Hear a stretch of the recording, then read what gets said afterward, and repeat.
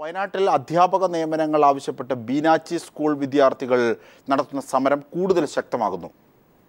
നിരാഹാര സമരത്തിലേക്ക് നീങ്ങുകയാണ് വിദ്യാർത്ഥികൾ. സ്കൂളിന് മുന്നിൽ വിദ്യാർത്ഥി സമരം ഇതിനിടെ 11 ദിവസം പിന്നിട്ടു.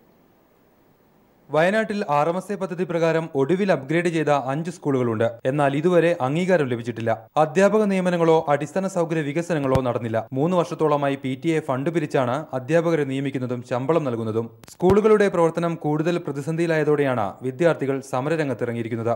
ബീനാച്ചി സ്കൂളിൽ 11 ദിവസങ്ങൾ പിന്നിട്ട സമരം കൂടുതൽ ശക്തമാക്കാൻ ഒരുങ്ങുകയാണ് വിദ്യാർത്ഥികൾ. അതുകൊണ്ട് ഞങ്ങൾ തിങ്കളാഴ്ച മുതൽ നിരാഹാരം കിടക്കാൻ തന്നെയായി തീരുമാനിച്ചിരിക്കുകയാണ്. ഞങ്ങൾ മാത്രമല്ല, ഓരോ കുട്ടികളും നിരാഹാരത്തിന് വേണ്ടി എല്ലാ കുട്ടികളും റെഡിയായി നിൽക്കുകയാണ്. അവർക്ക് എല്ലാവർക്കും അധ്യാപകർ ഈ സ്കൂളിലേക്ക് ലഭിക്കണമെന്നും ആഗ്രഹമുണ്ട്. വയനാട്ടിൽ കേന്ദ്ര സർക്കാർ പദ്ധതിയായ RMSA പ്രകാരം അപ്ഗ്രേഡ് ചെയ്ത 19 സ്കൂളുകളുണ്ട്. ഇതിൽ 14 എണ്ണത്തിന് മാത്രമാണ് അംഗീകാരമുള്ളത്. ഇവ പോലും അടച്ചുപൂട്ടൽ ഭീഷണി നേരിട്ടതോടെ സ്കൂളുകളെ സംരക്ഷിക്കണമെന്നാവശ്യപ്പെട്ട് കഴിഞ്ഞ ദിവസം വിദ്യാർത്ഥികൾ കളക്ടറേറ്റ് ഉപരോധിച്ചിരുന്നു.